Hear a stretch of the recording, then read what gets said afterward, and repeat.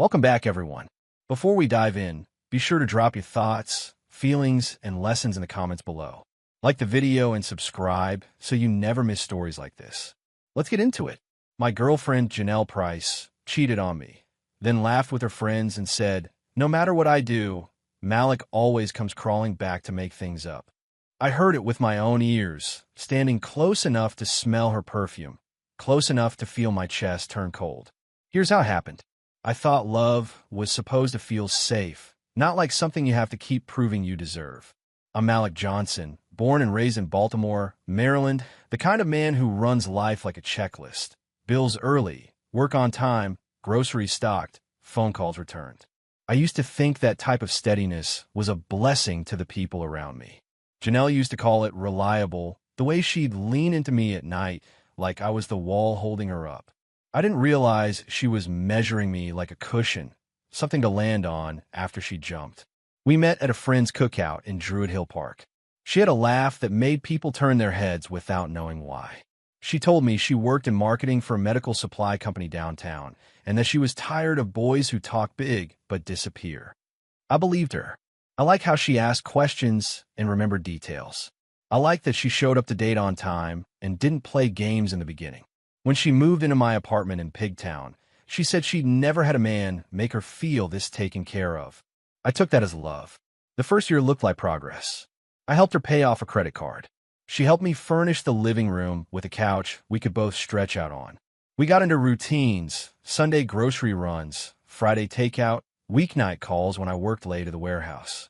I started thinking about proposing, not because I wanted a moment, but because I wanted a life with someone I trusted. Janelle said she wanted that too. She'd post pictures of us smiling, captions about peace, and she'd hold my hand in public like she was proud.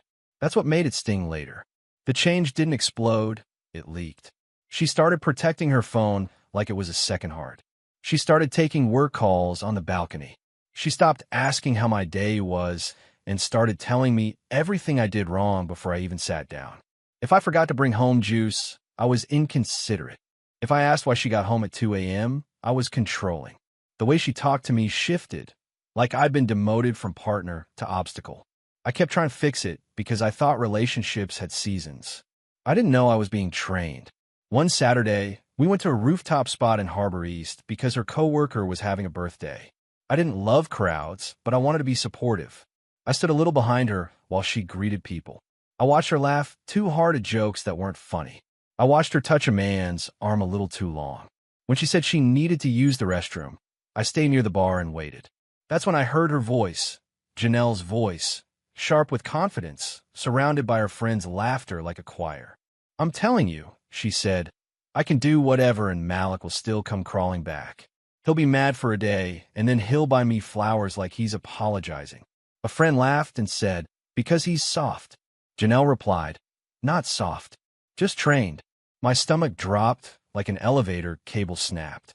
I didn't walk up and cause a scene. I didn't confront her in front of her friends. I just stood there and let the truth rearrange everything inside me, piece by piece, while the music kept playing like nothing important had happened. When she came back, she kissed my cheek like I was still safe to lie to. "You okay?" she asked, smiling. I nodded because my mouth didn't trust itself. We left a little later. In the car, she played with the radio and hummed, perfectly relaxed, while I drove like my hands belonged to someone else. At a red light, she glanced at me and said, "You're quiet. Don't start acting weird," like I was the problem for being wounded. That night, she fell asleep fast. I stayed awake, staring at the ceiling, trying to understand how a person can live in your home and still think you're less than human. The next morning, I went to work on autopilot. Boxes, pallets, scanners, the beep of inventory guns. Everything felt far away. I kept hearing her voice, trained. It made me feel small in a way I hadn't felt since childhood. Around lunchtime, I checked my phone and saw a message from Janelle. "I'm going out after work. Don't wait up." No explanation. No courtesy. I realized she wasn't even trying to hide anymore. She thought she'd already won because she thought I'd always choose peace over dignity. That evening, I didn't go home right away. I sat in my car in the parking lot and made myself breathe through the tightness in my chest. I thought about everything I'd paid for, everything I'd excused, every time I'd apologized first just to end an argument. I thought about how often I'd looked at her face and tried to read love in it, when she was reading conveniences in mine. I didn't cry. Not yet. I was past tears. I was in that quiet place where you stop negotiating with reality and start planning your way out. Over the next week, I watched her carefully, not like a jealous man, but like a man gathering facts. She started coming home with new energy, humming, showering immediately, changing into sleepwear that didn't belong to the mood she'd been giving me. She'd criticize my cologne, then wear lipstick to run errands. She'd accuse me of not being romantic, but refused to be touched. I asked once calmly if she was seeing someone else. She laughed in my face. "You are not about to start acting insecure," she said. "That's not attractive." 2 days later, I saw the name Darius Lane pop up on her phone while it was charging on the counter. It was just a notification, on my way. No context, but her entire body shifted when she saw it. She grabbed the phone like it was a weapon and walked away. That night, she told me she had a late meeting. I said, "Okay." She narrowed her eyes like she expected a fight. "That's it?" she asked. I kept my voice even. "That's it." The confusion on her face was small but satisfying. She wanted me to beg. She wanted me to perform pain. I decided she didn't deserve the show. The next morning, I started doing quiet cleanup, financial, legal, practical. I wasn't married to her, but we were tangled in the way people get tangled when they live together. Her name was on some things. My name was on most things. I opened a new checking account at a different bank in Towson and changed my direct deposit. I removed her as an authorized user for my credit card. I updated passwords and turned on two-factor authentication. I checked my credit report and froze it, just in case. I started putting important documents, lease copies, insurance paperwork, pay stubs, into a folder at my cousin Andre's place in Columbia, Maryland. The hardest part wasn't the logistics. The hardest part was living beside her while my love cooled into clarity. She'd ask for money like it was her allowance. "Can you send me $200? I'm short," she'd say, not even looking up from her phone. When I asked what it was for, she'd roll her eyes. "Why do you always need details?" If I sent it, she'd say nothing. If I didn't, she'd punish me with silence. Once, she told me, "You're not my father. Don't monitor me." I didn't monitor her. I just stopped funding her disrespect. One Friday, she came home angry. Not sad, not guilty. Angry, like I failed a test she never told me about. "We need to talk," she said, dropping her purse like it was too heavy to carry. I paused the TV. She stood over me like a boss. "I can't do this anymore," she said. "You're draining. You're always watching me, always quiet, always making me feel like I'm doing something wrong." I stared at her, stunned by how comfortable she was lying. She wasn't leaving because I was bad. She was leaving because I wasn't obedient enough anymore. "I need space," she continued. "I'm going to stay with my friend Kiera for a while." Then she added, "Actually, no. You should go. I can't relax with you here." She said it like I was the guest in my own apartment, like the lease didn't have my name, like the furniture wasn't mine. "You want me to leave?" I asked. She shrugged. "You always bounce back. Go to your mom's or something." That's when I realized she wasn't even pretending to care anymore. She was trying to control the exit like she controlled the relationship. Make me scramble, make me beg, make me crawl. For a moment, I wanted to argue. I wanted to say, "Are you serious?" I wanted to list everything I'd done. But something steadier took over. "Okay," I said. Her eyes widened.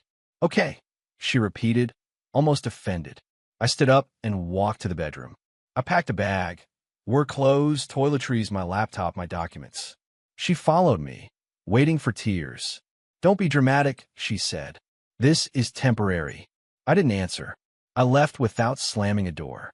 I drove to Andre's house in Columbia, parked in his driveway, and finally let myself breathe like I'd been underwater for months. Andre opened the door in a hoodie, took one look at my face, and stepped aside without questions. In his guest room, I sat on the edge of the bed, hands folded like I was in church. "She put you out?" Andre asked quietly. I nodded. He exhaled slowly, like he was trying not to curse too loud. "Say less," he said. "Stay as long as you need." That night, I stared at the ceiling again, but it wasn't the same ceiling. It wasn't the same prison. My chest still hurt, but at least I was hurting somewhere safe. Janelle didn't call to check on me. She didn't ask if I made it. She didn't apologize for forcing me out. She texted the next day, "Make sure you still send the half for rent." Like she was collecting a fee for my own humiliation. I stared at the message until my vision blurred. Andre watched me from the kitchen doorway. "Don't do it," he said. "Don't pay for the privilege of being disrespected." The truth was, I didn't have to. The lease was in my name. The utilities were in my name. She was just used to me obeying. I didn't respond. My silence wasn't a weakness anymore. It was a boundary. The following week, I went back to the apartment while she was at work. I used my key, walked through the living room, and felt the air change, like the space itself remembered what it had cost me. I photographed everything: my furniture, my electronics, my documents. I packed what mattered most. I didn't touch her things. I wasn't trying to destroy her life. I was trying to reclaim mine. In the bedroom, I found a men's watch on the dresser. Expensive, not mine. My throat tightened. There it was. Proof without a confession. I left it where it was and kept packing. Before I left, I checked the mail. There were 2 envelopes addressed to Janelle with a return address I didn't recognize. A medical bill, a past due notice. I felt a wave of anger. Not because she had bills, but because she'd been living on my stability while letting her life crumble in secret. I put the mail back. Not my mess. Outside, I ran into our neighbor, Mrs. Winston, who looked at me with pity. "Everything okay, baby?" she asked. I forced a small smile. "Working through it," I said. She nodded like she already knew more than I did. People always know. They just don't always tell you. That night, Janelle posted a selfie with the caption, "Protecting my peace." I stared at it for a long time. Peace. That word felt like a weapon in her hands. Something she used to paint herself as the victim. The next day, one of her friends I barely knew, Shayla, watched my Instagram story and then unfollowed me. Another one blocked me. It was like a silent group decision had been made. Malik is the joke. Malik is the one we can throw away. I didn't defend myself. I didn't post hints. I didn't type paragraphs. I started keeping receipts instead. I had to work, so I kept working. But every night at Andre's, the ache would come back, steady and heavy. I'd sit on the back steps and listen to the quiet Columbia Street. No sirens, no shouting, just distant cars and wind and trees. That quiet made room for memories, and memories made room for pain. I kept replaying the rooftop moment, the laughter, the word trained. Some nights I hated myself for staying as long as I did. Other nights I missed her so much it felt like I'd swallowed glass. Healing is ugly when you're doing it honestly. 2 weeks later, Janelle finally called. Her voice was sweet, rehearsed. "Hey," she said like nothing happened. "I miss you." I didn't answer right away. I could hear her breathing, waiting for me to rush in.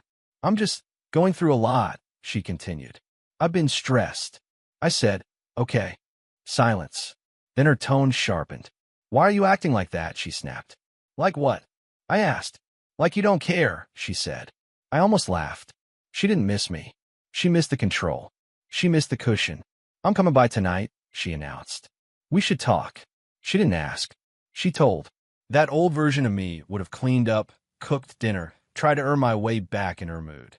This time I said no. Another silence, bigger, offended. "Excuse me?" she asked. "No." I repeated, calm. She let out a sharp laugh. "Whatever. You'll come around," she said, like she was speaking to a dog that wandered off.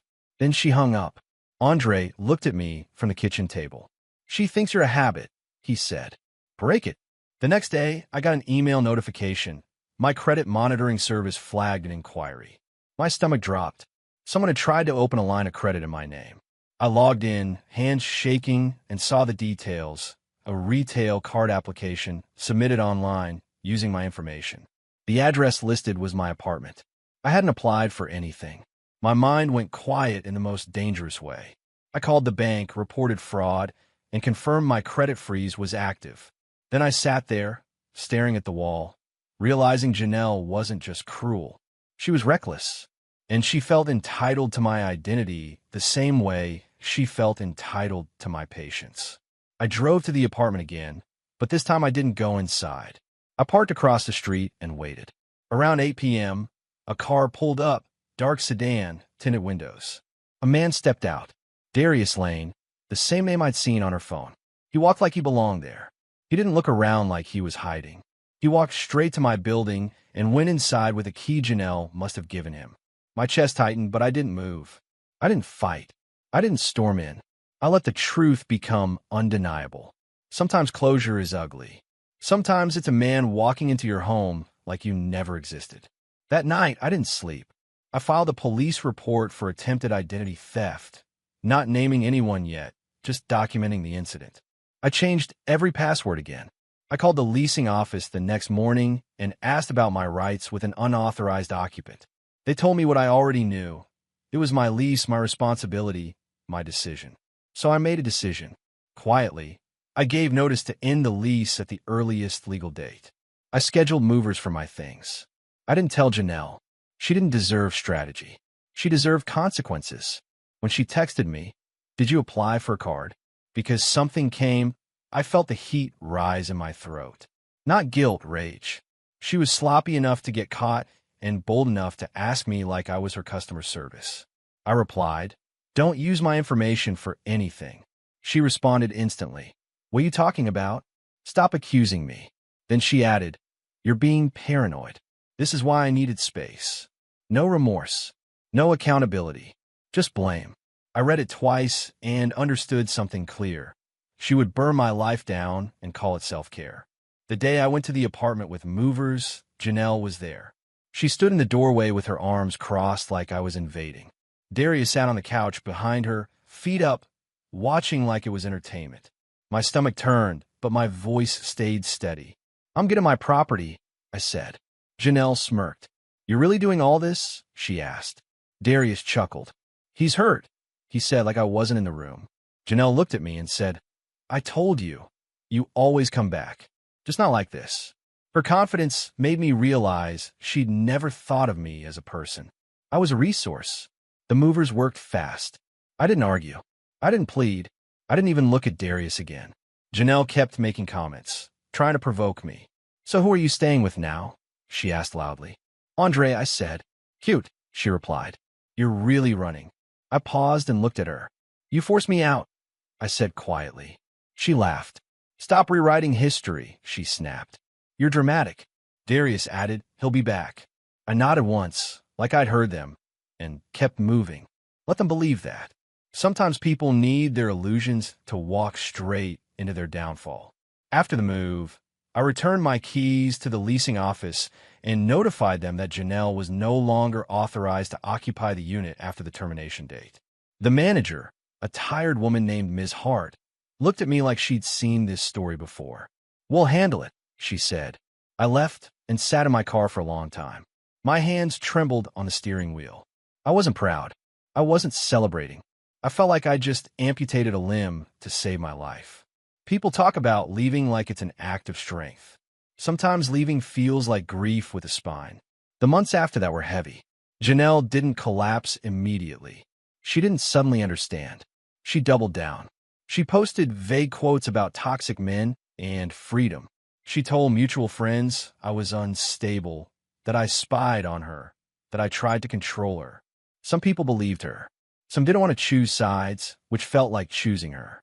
I lost friends without a fight, which hurt more than I expected. It taught me something. A lot of people love the version of you that's easy to use. The moment you enforce a boundary, they call it an attitude. Andre kept me grounded. He didn't let me romanticize the past. "You missed the beginning," he said one night, handing me a plate of food. Not her. I wanted to argue, but I couldn't. Because the truth was, I missed the person I thought she was. I missed the safety I imagined. I didn't miss being disrespected. I didn't miss walking on eggshells. I didn't miss apologizing for things I didn't do. So I started rebuilding in small ways. I joined a boxing gym in Colombia and let the heavy bag absorb the anger I couldn't say out loud. At work, I asked for extra responsibility, not extra hours responsibility. I told my supervisor I wanted to move up. He looked surprised, then nodded. "You're steady," he said. "I can work with that." I started taking a certification course at night, logistics systems, data tracking, inventory management. It wasn't glamorous. It was quiet progress. It was me investing in a future that didn't depend on Janelle's mood. I stopped checking her social media. I stopped asking mutual friends what she was doing. Every time I felt the urge, I reminded myself, she wanted my attention like oxygen. Starving that habit was part of my healing. Then the first real piece of karma landed. Not dramatic, just sharp. I got a call from a detective. "Mr. Johnson?" he asked. "This is Detective Riley with Baltimore County. We're following up on a report connected to identity theft attempts and a series of fraudulent applications." My stomach clenched. "Okay," I said. He asked if I knew anyone who had access to my personal information. I swallowed and pictured Janelle's smirk, Darius on my couch. "Yes," I said carefully. "I do." The detective told me they couldn't share details yet, but they'd be in touch. When I hung up, Andre watched my face. "It's coming back on her," he said. "Let it." Weeks later, I learned what I needed without gossip. A letter arrived at Andre's house, forwarded mail from my old address. It was from a collections agency about a retail card balance I didn't recognize. But my credit freeze had blocked the account from opening fully. That meant someone tried and failed, then tried again elsewhere. I gathered the letters, printed my credit reports, and delivered everything to the detective. I didn't feel satisfied. I felt vindication wrapped in sadness. I never wanted Janelle arrested. I wanted her to stop hurting me. But she couldn't stop because she didn't see harm as real unless it happened to her. One evening, Janelle called me from an unknown number. I answered without thinking. "Malik," she said, voice tight. "I need you." I stayed silent. "Something's going on," she continued. "People are saying my name is getting dragged into stuff." I said, "Don't call me from strange numbers." Her voice turned sharp immediately. "So you're just going to abandon me?" she snapped. Abandon? Like she didn't push me out. Like she didn't replace me in my own home. I said, "You abandoned this first." She scoffed. "You always act like a victim," she said. Still no remorse. Still poisonous. Then she whispered, "Darius said you're doing this." I hung up. That night, I sat in the dark and let myself feel the full weight of it. Not pity for her, grief for what I'd lived through. I remembered the rooftop laughter. I remembered being told to leave my own apartment. I remembered the attempted fraud. I remembered how small I'd felt, how lonely. And I realized something that made me sit up straight. The comeback wasn't a punchline. It wasn't revenge. It was that I survived her without becoming her. I didn't cheat back. I didn't humiliate her online. I didn't ruin her with gossip. I protected myself, built myself, and let the law handle what the law is meant to handle. By winter, I had enough saved to move into my own place in Ellicott City, small, clean, quiet. I bought furniture slowly, choosing everything like I was choosing my own peace. I kept my home simple: a couch, a table, a bookshelf, a framed photo of my mom and me from years ago. I cooked more. I slept better. Some nights the loneliness still hit, but it was different. It wasn't the loneliness of being with someone who didn't respect me. It was the loneliness of adjusting to a life where nobody was shouting over my boundaries. It was healing loneliness, the kind that eventually turns into solitude. A few months after that, Andre called me while I was at the grocery store. "Are you sitting down?" he asked. "What?" I said, heart quickening. "Janelle got evicted," he said. I stood in the aisle, holding a box of cereal, trying to process. "How do you know?" I asked. "Mrs. Winston called my mom," Andre said. "She said the sheriff put a notice on the door." Darius disappeared. My throat tightened, not because I wanted her to suffer, but because I knew exactly how she'd fall, the same way she lived, depending on people who don't love her, using stability like it's disposable. And when it's gone, being shocked like consequences are unfair. That same week, the detective called again. "Mr. Johnson," he said, "we've made progress. We may need a statement." My hands went cold. He explained they had evidence tying the attempted applications to a device and an address, and there were other victims too, other men whose information had been used. My stomach churned. I wasn't special to her. I was just one of the people she thought she could exploit. The detective asked if I'd be willing to testify if it went further. I said yes, not because I wanted to destroy her, because I refused to be silent while she harmed people and called it living. When Janelle showed up at my job, that's when the crawl back fantasy finally died. She waited near my car, hair done, makeup perfect, like she thought beauty could erase damage. "Malik," she called as I walked up. I stopped at a distance. "Why are you here?" I asked. Her lips trembled for half a second. Then her eyes hardened. "You're really going to pretend you don't know what's happening?" she snapped. "You're so petty." Petty. I stared at her, amazed. Even now, she couldn't offer one honest sentence. She stepped closer. "Just fix it," she said. "Whatever you told them, take it back." "I didn't do this," I said quietly. "You did." She laughed, bitter.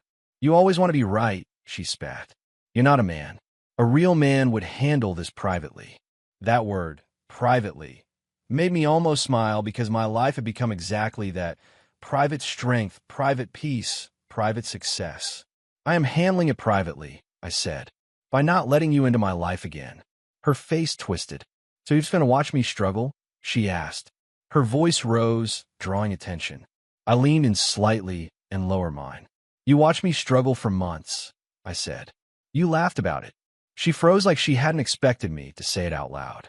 For a second, her eyes flickered, maybe shame, maybe fear. Then it hardened into anger again.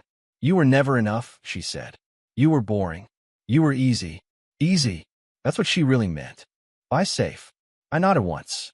"Okay," I said. She stared at me, waiting for the old Malik, the one who would argue, explain, plead. I didn't give her that. I walked around her, got in my car, and drove away. In my rearview mirror, she stood there, stunned. Not because she lost me, but because she couldn't control the exit anymore. After that, I blocked every number she used. I told my supervisor not to let her near my building. I didn't celebrate. I went home and sat on my couch in silence, feeling something settle in my chest. It wasn't happiness. It was a relief, like a door finally closed fully, no draft, no rattling. I didn't need to win publicly. I didn't need people to clap. I needed quiet. I needed my nervous system to stop bracing for the next insult. That night, I made dinner and ate it slowly, like a man learning how to live without flinching. The case moved forward without me chasing updates. Every so often, the detective would call for clarification. I provided what I had and returned to my life. I kept training at the gym. I kept studying. I kept working. My supervisor offered me a promotion, inventory systems lead, more pay, better hours. I accepted and didn't post about it. I told Andre, my mom, and nobody else. The success felt sacred because it didn't come from proving anything to Janelle. It came from finally investing in myself the way I'd invested in someone who didn't deserve it. Some nights, though, the pain still hit. Healing isn't linear. I'd hear a song we used to play while cooking and feel my throat tighten. I'd pass Harbor East and feel that rooftop moment flash like a cold photograph. I'd wonder how someone could share a bed with you and still laugh at your love. Those nights, I'd sit with the feeling instead of running from it. I'd remind myself, betrayal says more about the betrayer than the one betrayed. Still, it hurt. The worst part wasn't that she cheated. The worst part was that she treated my loyalty like a joke. That kind of disrespect leaves a bruise you can't show. In spring, Andre invited me to a family barbecue in Silver Spring. I almost said no. Crowd still made me uneasy. But I went. His aunties hugged me like I belonged. His uncle clapped my shoulder and asked about work. Kids ran around with sticky fingers and loud laughs. For the first time in a long time, I felt normal. I wasn't the guy who got cheated on.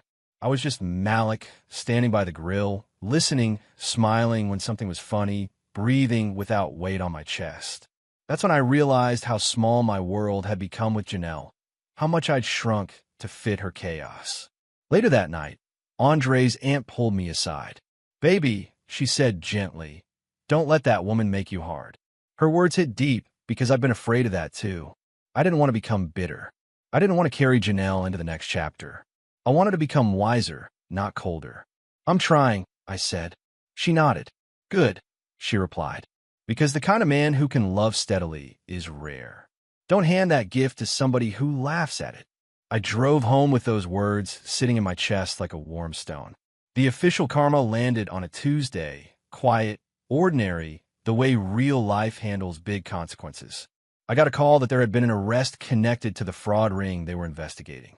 The detective didn't say everything, but he didn't have to. The way his voice softened told me enough. After I hung up, I sat at my kitchen table and stared at my hands. I didn't feel joy. I felt closure. Not full closure. Nothing ever fully erases what someone did, but closure in the sense that reality had finally answered her arrogance. You can't build a life on disrespect and expect it to stand. 2 days later, Janelle sent me an email from a new address, subject line, "Please." I didn't open it right away. I let it sit for a full day. When I finally read it, I wasn't remorseful. It was a performance. She talked about stress, about bad influences, about how hard it is being a woman. She never wrote the words, "I'm sorry for hurting you." She never admitted she mocked me. She never acknowledged forcing me out. She wrote, "I didn't mean for things to go this far."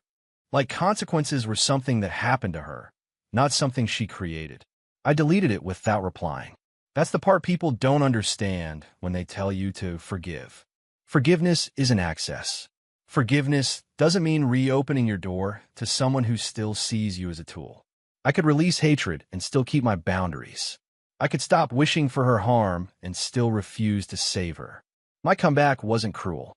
My comeback was clear. It was the decision to stop negotiating with someone who never respected me. It was the discipline to let silence be the answer instead of trying to be understood by someone committed to misunderstanding me. Summer came, and with it, small wins that felt like a new life. I saved enough to put a down payment on a modest townhouse outside Laurel, Maryland. Nothing flashy, just mine. I painted the walls myself on weekends, sweat and music, roller in hand. I bought a second-hand dining table and sanded it down until it looked new. I planted a small garden out back, tomatoes, basil, something alive I could care for without being punished for it. I didn't tell many people. I didn't post photos. I didn't want applause. I wanted peace so real it didn't require witnesses. One afternoon, while I was moving boxes, my mom called. "You sound different," she said. "Different how?" I asked. "Like you're not carrying something heavy anymore," she replied. I swallowed hard. "I am," I said, "but I'm learning how to carry it without it carrying me." My mom went quiet, then said, "I'm proud of you." That made my throat burn more than any insult Janelle ever threw at me, because my mother had watched me try so hard to love someone who treated love like leverage. Hearing pride felt like medicine. I ran into Kiera, the friend Janelle claimed she was staying with, at a grocery store in Baltimore. She recognized me and hesitated. I kept walking, but she called my name. "Malik," she said softly. I turned. She looked uncomfortable, like she'd been holding something for a long time. "I just want to say, you didn't deserve that," she said. I studied her face. "You knew?" I asked. Kiera's eyes dropped. "I knew," she admitted. I told her she was wrong. She didn't care. She swallowed. She said you'd forgive her. Anyway, that sentence made my chest go cold again. I nodded once. "Not anymore," I said and walked away. That night, I sat on my back steps and let the air fill my lungs. The world was quiet, crickets, distant cars, a porch light buzzing. I thought about how many people knew and stayed silent. How many people laughed. How many people benefited from my peace while I was bleeding inside. And I realized the lesson wasn't just about Janelle. It was about my boundaries. It was about how I'd been taught to endure disrespect to prove love. I didn't have to do that anymore. I could love and still leave. I could care and still cut off access. That was growth. That was the transformation. Months later, I heard through the grapevine that Darius had moved out of state to avoid more trouble. Janelle, apparently, was back at her mother's house in Richmond, Virginia for a while before returning to Maryland. People said she was going through it. People said she was humbled. I didn't believe it because humility requires accountability, and she never showed remorse at any point. Not when she cheated, not when she mocked me, not when she tried to frame herself as the victim. Even her downfall wasn't a lesson for her. It was an inconvenience. I stopped asking. I stopped caring. Indifference is a kind of freedom. The final time I saw her was unexpected. I was leaving a coffee shop in Federal Hill, and she was walking in. For a second, our eyes locked. She looked thinner, tired, but her expression still had that familiar edge, like kindness was something she refused to wear. She paused like she expected me to speak first. I didn't. I nodded politely, the way you nod at someone you once knew, and kept walking. Behind me, I heard her scoff like even my peace offended her. That's when I knew for sure there was nothing left to fix. Not because I didn't try, because she didn't want to change. She wanted to be in control. People love dramatic endings. They want the cheating partner to cry in public, to beg on their knees, to be exposed in a viral moment. That wasn't my story. My story was quieter and honestly harder. My comeback was not giving her the emotional theater she fed on.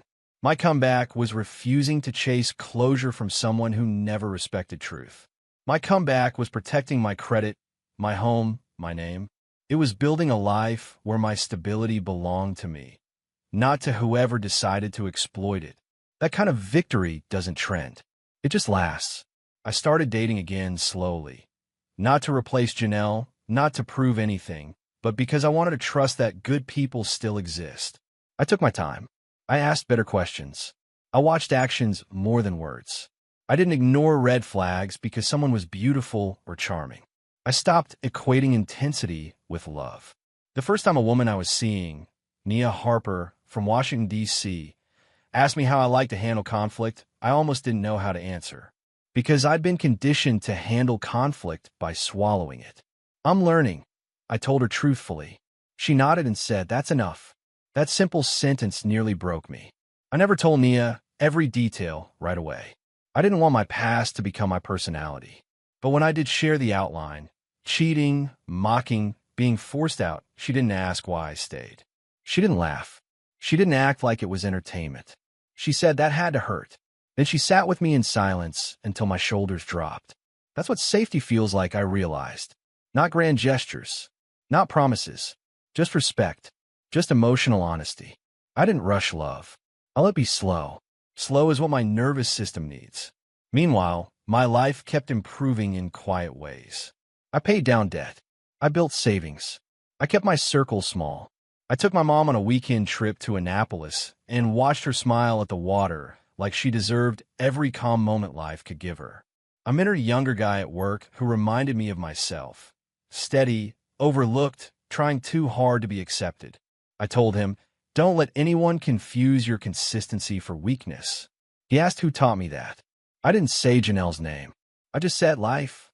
Sometimes late at night, I still thought about that rooftop bar. Not with rage, but with a strange gratitude.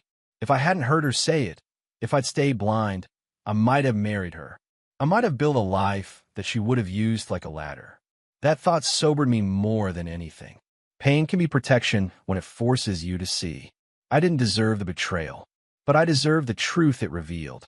I deserved the chance to stop crawling for a love that only existed when I was on my knees.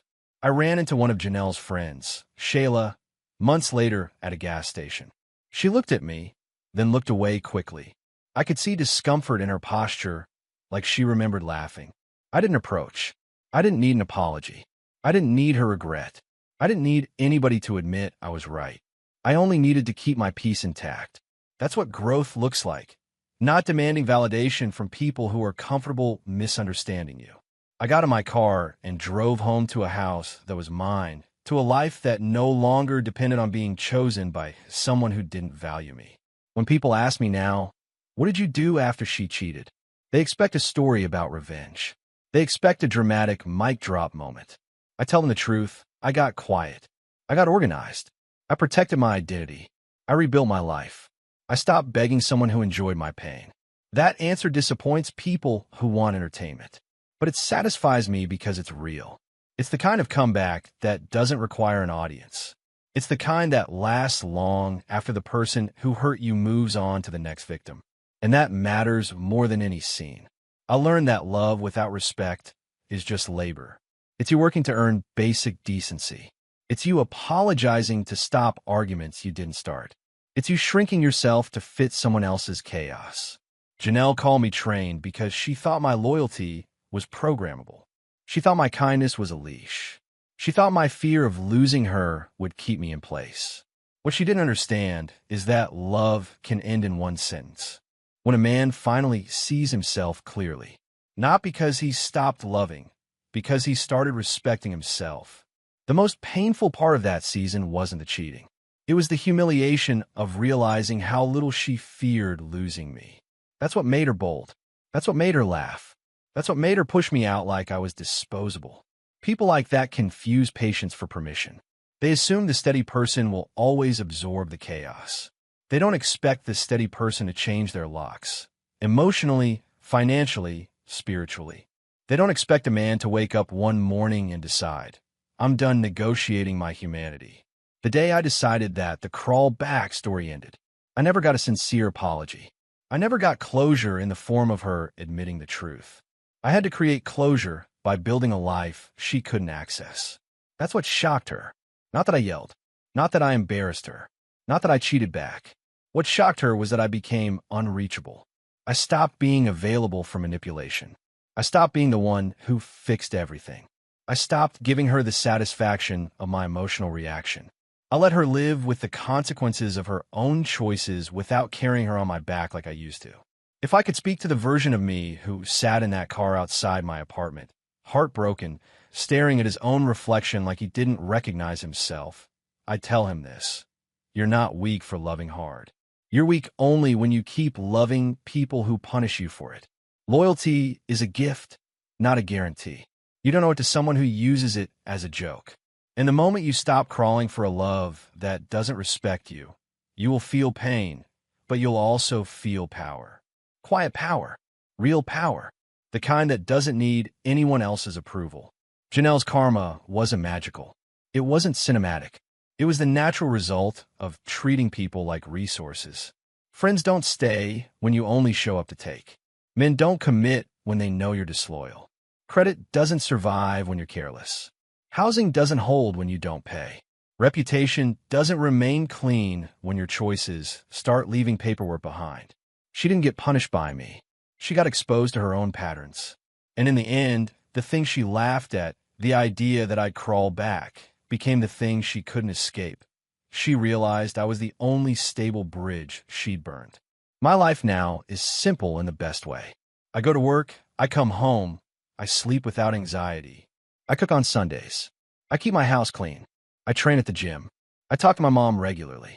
I protect my peace like it's sacred because I know how expensive it is to rebuild.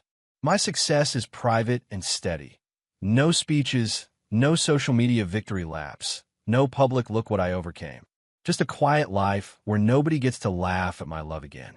That's what healing looks like for me. Not loud, not performative, just honest and consistent. Sometimes I still think about what she said. He always comes crawling back. I think about how confident she sounded, and I think about how wrong she was. Because I didn't crawl back. I crawled out. I crawled out of a situation that was killing my dignity one day at a time. I crawled out of being treated like a joke. I crawled out of a home where I wasn't respected. And once I stood up again, I stopped crawling altogether. That's the part people don't see when they mock good men. Good men can leave. Good men can disappear. Good men can become unreachable. If you're listening to this and you're in something like what I was in, being cheated on, mocked, used, forced to prove your worth over and over, I'm not going to tell you to be petty. I'm going to tell you to be smart. Protect your finances. Protect your name. Protect your peace. Don't argue with a person committed to disrespecting you. Don't try to win their understanding. Build your exit quietly. Then leave without begging. The person who laughs at your love doesn't deserve your explanations. They deserve the silence that comes after you finally choose yourself. That's what I did next. I didn't embarrass her. I didn't chase her. I didn't crawl back. I let the consequences catch up. And while she was still telling stories about how I'd return, I was building a life where her name didn't even fit on the door. If you want more real stories where the comeback is quiet but permanent, subscribe and watch the next one on screen.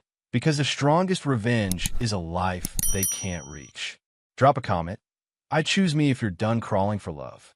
Watch next play button, subscribe. I choose me. The end.